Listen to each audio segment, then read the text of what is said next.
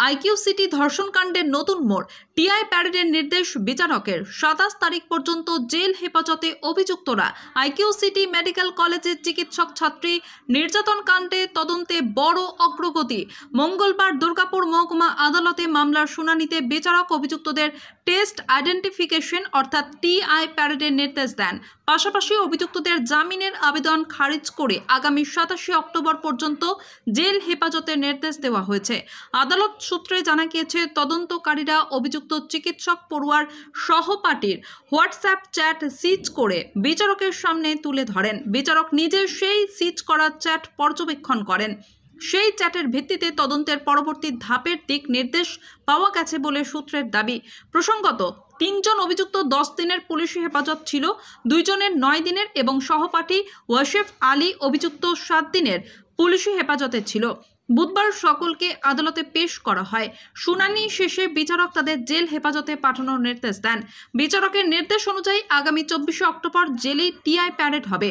সহপাঠী অভিযুক্তকে ছাড়া বাকি 5 জনকে সেদিন পরিচয় পর্বের জন্য হাজির করা হবে। এদিকে মামলায় পুলিশের দাবি, টিআই প্যারেডের ফলাফল তদন্তে গুরুত্বপূর্ণ ভূমিকা নেবে। অভিযুক্তদের মুখোমুখি সাক্ষী ও ধর্ষিতা চিকিৎসক পড়ুয়াকে মুখোমুখি করা হবে, তবে প্রক্রিয়াটি হবে বিচারকের তত্ত্বাবধানে। সরকার পক্ষের আইনজীবী বিভাস চট্টোপাধ্যায় বলেন, তদন্তের স্বার্থে আমরা ধর্ষণের আগে চিকিৎসক পড়ুয়ার সাথে সহপাঠীর কথোপকথনের হোয়াটসঅ্যাপ চ্যাট বিচারকের সামনে তুলে ধরেছি। টিআই প্যারেডের জন্য আবেদন করা হয়েছিল। বিচারক 24 তারিখ টিআই প্যারেডের নির্দেশ দেন। সব অভিযুক্তদেরই কোনো না কোনোভাবে যোগ রয়েছে। দুর্গাপুর থেকে মনোজ শ্রফের রিপোর্ট, সোজা কথা নিউজ। ছেলের পক্ষের? হ্যাঁ, আমি ছেলের পক্ষে, ওয়াসিফ আলী। কি হলো আজকে আমরা একটা বেল পিটিশন ফাইল করেছিলাম, ওটা আজকে মুভ করা হলো। আমরা কোর্টকে বললাম যে ওদের মধ্যে একটা ভালোবাসা ছিল আগে থেকেই, আর এটা দুর্ভাগ্যজনক একটা ঘটনা ঘটে গেছে, তার জন্যে ছেলেটিকে দোষী করা উচিত না কোর্টের। কিন্তু অ্যাট দিস স্টেজ এখন আমারও খুব একটা বেশি বলা উচিত হবে না, কারণ যেহেতু চার্জশিট পেন্ডিং আছে, ইনভেস্টিগেশনটা শেষ হোক সেটাই আমরা ওয়েট করছি। এখন ইনভেস্টিগেশন শেষ হলে তাহলে আমি চেঞ্জ অফ সার্কামস্ট্যান্স কি তখন সেই হিসেবে বলতে পারবো। আমরা চেষ্টা করবো যে একটা নির্দোষ ছেলে যাতে না ফাঁসে, আর যাতে ও ভালো করে পড়াশোনা করতে পারে। ও মেডিকেল কলেজে পড়ছে, একটা ভালো ছাত্র। এবার এই কেসটাতে এখনও জড়িয়ে গেছে কোনোভাবে, ভুলভ্রান্তি কিছু একটা হয়েছে, ভুল, সেই জন্য জড়িয়ে গেছে। তা আশা করছি কোর্ট সেই এভিডেন্সগুলোকে ঠিকভাবে দেখবে, আর প্রসিকিউশনও আমাদের মামলাতে হেল্প করবে। এটা কি কি এভিডেন্স আজকে বলা হয়েছে? আজকে অ্যাজ সাচ কোনো এভিডেন্স নেই। যেটা মেন ব্যাপার হচ্ছে, মেয়েটির মোবাইল ফোন সিজার হয়েছে। এবার মোবাইল ফোনটা ওরা আজকে হোয়াটসঅ্যাপ চ্যাটগুলো এক্সট্র্যাক্ট করবে, ওটারই আজকে ওরা প্রেয়ার রেখেছিল ম্যাজিস্ট্রেটের কাছে, প্রেয়ারটা অ্যালাউ হয়েছে। তো হোয়াটসঅ্যাপ চ্যাটটা এক্সট্র্যাক্ট করুক, সেটা রেকর্ডে আসুক, তারপরে আমরা ফার্দার বুঝতে পারবো। কারণ চার্জশিট হয়নি, পুরোপুরি এভিডেন্স কী আছে আমরাও জানতে পারবো না। আনইউজ কিছু কন্ডম পাওয়া গেছে যেটা? হ্যাঁ, আনইউজ কন্ডম পাওয়া গেছে। ইট ইজ জাস্ট একটা যেরকম ফর্মাল সিজার হয় করা হয়েছে, হস্টেল থেকে হয়েছে। প্লেস অফ অকারেন্স যেখানে ঘটনাটা ঘটেছে সেখান থেকে কোনো কন্ডম পাওয়া যায়নি। আর যেই অ্যালিগেশনটা আছে ভিকটিম গার্লের এগেনস্টে রেপে, সেইটি একটা অন্য ছেলের আছে। আমার এগেনস্টে কোনো রেপের অ্যালিগেশন নেই, যেটা জজ সাহেবও আজকে ভালো করে সেই পয়েন্টটা দেখেছেন। কিন্তু যেহেতু এটা খুব নেসেন্ট স্টেজ, খুব আর্লি স্টেজ, আর যেহেতু এখনও পুরোপুরি ইনভেস্টিগেশন কমপ্লিট হয়নি, ওই জন্য উনি আজকে আমাদের জুডিশিয়াল কাস্টাডিতে রিমান্ড করা হলো। আপনার নাম? আমার নাম প্রজ্ঞাদিত্য রায়, আমি অ্যাডভোকেট, ক্যালকাটা হাইকোর্ট। হ্যাঁ বলুন। আজকে 6 জন অ্যাকিউজকে প্রডিউস করা হয়েছিল, তাদের বেল পিটিশন তারা মুভ করেছে। বেল অ্যাকর্ডিংলি রিজেক্ট হয়েছে। ওরা পুলিশ টিআই প্যারেড চেয়েছিল, যেটা আমরা আগে ইনিশিয়ালি আমাদের যেদিন 12 তারিখে মুভ করেছিলাম, আমরাও টিআই প্যারেড চেয়েছিলাম।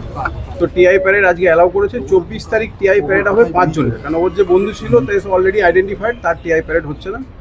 আর পুলিশের তরফ থেকে একটা প্রেয়ার করলো যে হোয়াটসঅ্যাপে যে চ্যাটিং ছিল between the parties, de facto victim plus তার বন্ধু, বা আরও যদি কোনো এই রিলেটেড কোনো চ্যাট যদি থেকে থাকে বা সেটা যদি ডিলিট হয়ে থাকে, সেটা যেন রিট্রিভ করতে পারে শুধু কোর্ট অর্ডার এবং কোর্টের ইন্টারনেট থেকে, কোর্টের সামনে বসে, ম্যাজিস্ট্রেটের সামনে বসে, সেটা কোর্ট অ্যালাউ করেছে। যদি কোনো ডকুমেন্ট ডিলিট হয়ে থাকে, ইলেকট্রনিক ডকুমেন্ট, মোবাইলের কোনো কনভারসেশন যদি ডিলিট হয়ে থাকে, সেটাকে রিট্রিভ করবে for the sake of investigation. আজকে 4 জনকে তোলা হয়েছিল না 6 জন? 6 জনকে তোলা হয়েছে। 6 জনের বেল পিটিশন রিজেক্ট হয়েছে। 27 তারিখে আবার ফার্দার ডেট, 24 তারিখে হবে টিআই প্যারেড, 5 জনের টিআই প্যারেড। পিসি না জেসি করা হলো? জেসি। আবার কোর্টে তোলা হবে? আবার কোর্টে তোলা হবে 27 তারিখ। হ্যাঁ, যে কদিন হচ্ছে আর কি। এখন রিপোর্টে কি বলছে পুলিশের রিপোর্টে? ওখানে কি বলছে? পুলিশ রিপোর্টে তো পুলিশ বলছে 6 জনই দোষী। আপাতত পুলিশের যা রিপোর্ট আছে তাতে পুলিশ বলছে 6 জনই দোষী। পুলিশ বেল পিটিশন আপনার বেলের প্রেয়ারও রিজেকশনও চেয়েছে এবং পুলিশ ইনভেস্টিগেশনটা প্রোগ্রেস করছে। আমরা দেখছি কীভাবে প্রোগ্রেস হচ্ছে। যদি আমরা মনে করি কখনো দেখি যে পুলিশের পার্টে কোনো রকম ফল্ট বা কিছু আমাদের যদি সেরকম ফিলিংস বা সেরকম মনে হয় কোনো ডকুমেন্টারি এভিডেন্স থেকে, তাহলে আমরা এটাকে নিয়ে পরে আমরা ফার্দার কিছু চিন্তা ভাবনা করতে পারি। সেটা এখনই আমরা ডিসক্লোজ করছি না, কিন্তু এটা প্রপার টাইমে আমরা করবো। সাক্ষ্য মানে পুলিশে তো যা ডকুমেন্ট ছিল ডকুমেন্টগুলোকে পেশ করেছে, তার সাথে সাথে ওদের মোবাইলগুলো সিজ করেছে, 6 জনকে অ্যারেস্ট করেছে। এবং এই যে 6 জনকে অ্যারেস্ট করেছে, যে বন্ধুটি ছিল যেটুকু সহপাঠী আর কি, যে স্টুডেন্ট, তো সেই কিন্তু ইনিশিয়ালি আইডেন্টিফাই করেছিল বাকি ছেলেগুলোকে। তো তার থেকে একটা জিনিস মানে আমার ব্যক্তিগত মতামত বলতে পারেন, যেটুকু আমি এই কেসের থেকে স্টাডি করে বুঝছি, তাতে এই ছেলেটি হচ্ছে মাস্টার মাইন্ড। এবং এই ছেলেটি ইন্টেনশনালি মেয়েটিকে নিয়ে গেছিলো সেদিনে, এবং গোটা ব্যাপারটা কিন্তু ছেলেটার মাধ্যম দিয়ে শুরু হয়েছে। পূর্ব পরিচিত ছিল ওরা, এবার থেকে পূর্ব পরিচিত ছিল। এবং আমি যেটুকু শুনেছি আপনাদের ওখানে ওই যে বিজরা বলে যে ভিলেজ আছে, সেখানে কোনো মসজিদ আছে, সেই মসজিদে গিয়ে এরা নামাজ পড়তো। ওই ছেলেটি তো বাইরের ছেলে, এখানে চেনা সম্ভব নয়। নামাজ পড়তো এবং নামাজ পড়তে গিয়ে ছেলেগুলির সাথে তার আলাপ হয়, এবং আলাপ হওয়ার পরে বন্ধুত্ব হয়, এবং পরবর্তীকালে তাদের সাথে যোগাযোগও ছিল ছেলেটা।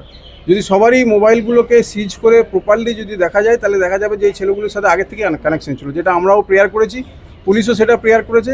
এখন দেখা যাক পুলিশ কতটা সেটাকে রিকভারি করতে পারে।